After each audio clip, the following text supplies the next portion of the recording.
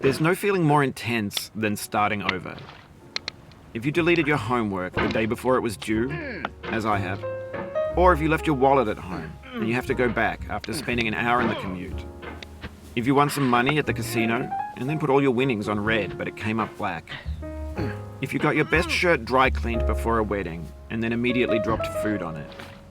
If you won an argument with a friend and then later discovered that they just returned to their original view. Starting over is harder than starting up. If you're not ready for that, like if you've already had a bad day, then what you're about to go through might be too much. Feel free to go away and come back. I'll be here. Alright, thanks for coming with me on this trip. I'll understand if you have to take a break at any point. Just find a safe place to stop and quit the game. Don't worry, I'll save your progress, always, even your mistakes. This game is a homage to a free game that came out in 2002 titled Sexy Hiking. The author of that game was Jazuo, a mysterious Czech designer who was known at the time as the father of B games. And B games are rough assemblages of found objects. Designers slap them together very quickly and freely, and they're often too rough and unfriendly to gain much of a following. They're built more for the joy of building them than as polished products. In a certain way, Sexy Hiking is the perfect embodiment of a B game. It's built almost entirely out of found and recycled parts, and it's one of the most unusual and unfriendly games of its time. In it, your task is simply to drag yourself up a mountain with a hammer. And that act of climbing, in the digital world or in real life, has certain essential properties that give the game its flavor. No amount of forward progress is guaranteed. Some cliffs are too sheer or too slippery. And the player is constantly, unremittingly in danger of falling and losing everything.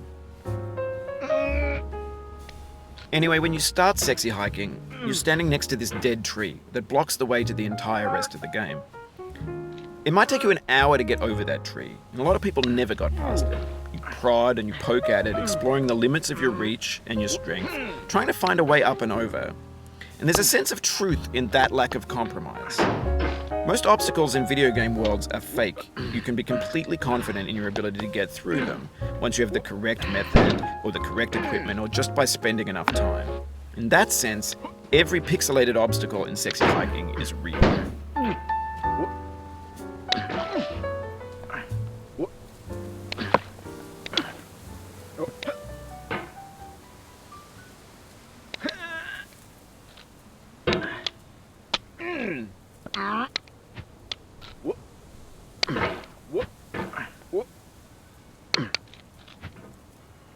Oh, you just lost a lot of progress.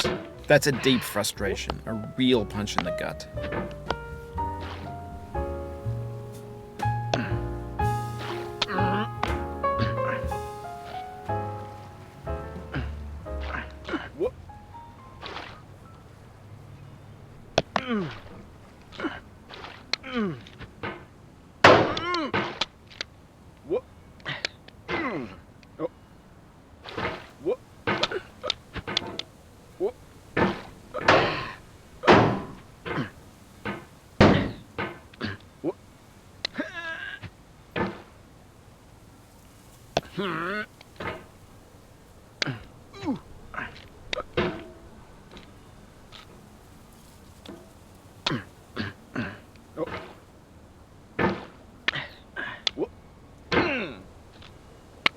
The obstacles in Sexy Hiking are unyielding, and that makes the game uniquely frustrating.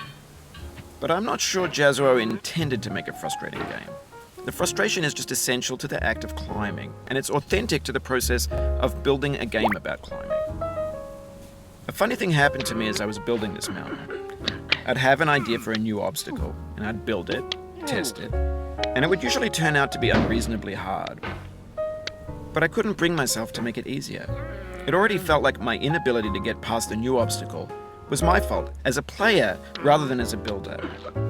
Imaginary mountains build themselves from our efforts to climb them, and it's our repeated attempts to reach the summit that turns those mountains into something real.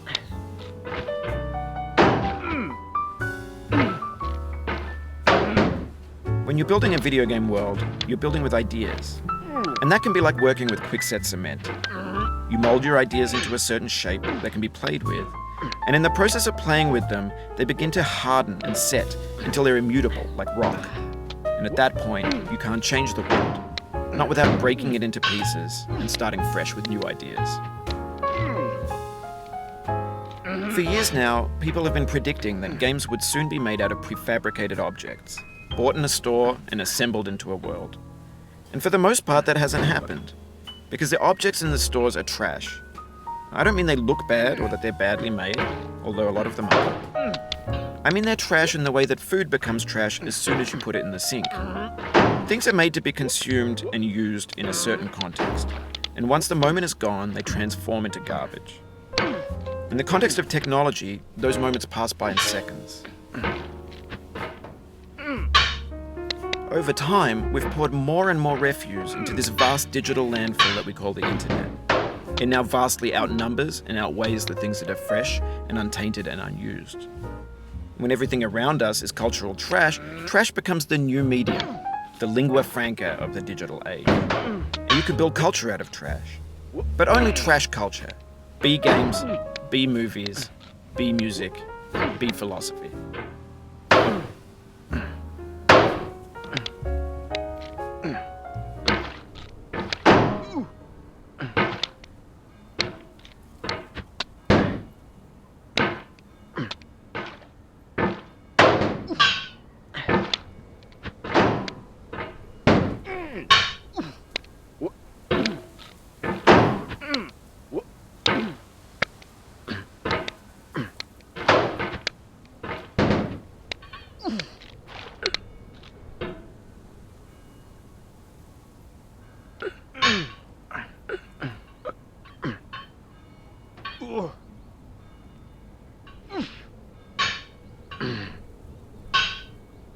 Maybe this is what digital culture is.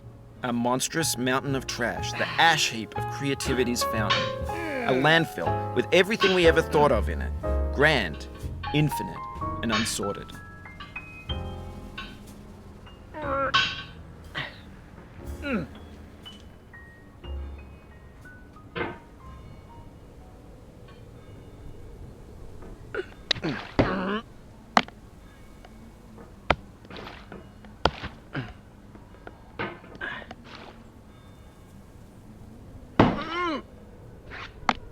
There's 3D models of breakfast, Gen X's fanfic novels, Scan magazines, green screen Shia LaBeouf, banned snuff scenes on LiveLeak. Facebook's got lifelike bots with unbranded adverts and candid shots of Kanye and Taylor Swift mashups, car crash epic failed GIFs, Russian dashcam vids, discussions of McRibs, discarded, forgotten, unrecycled, muddled, rotten, untitled.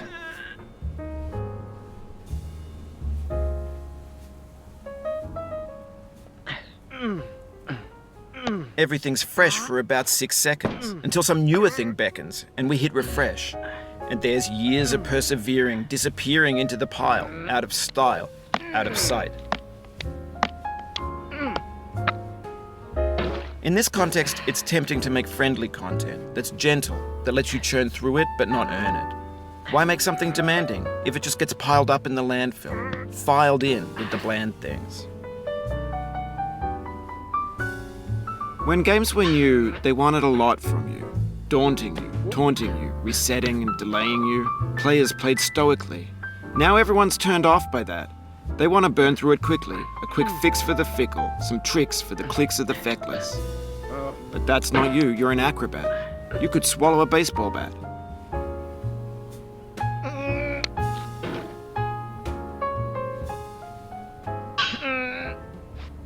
Now I know, most likely you're watching this on YouTube or Twitch, while some dude with 10 million views does it for you, like a baby bird being fed chewed up food. That's culture too.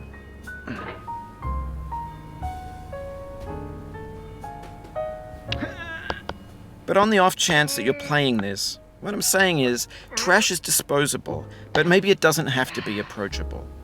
What's the feeling like? Are you stressed? I guess you don't hate it if you got this far, feeling frustrated. It's underrated.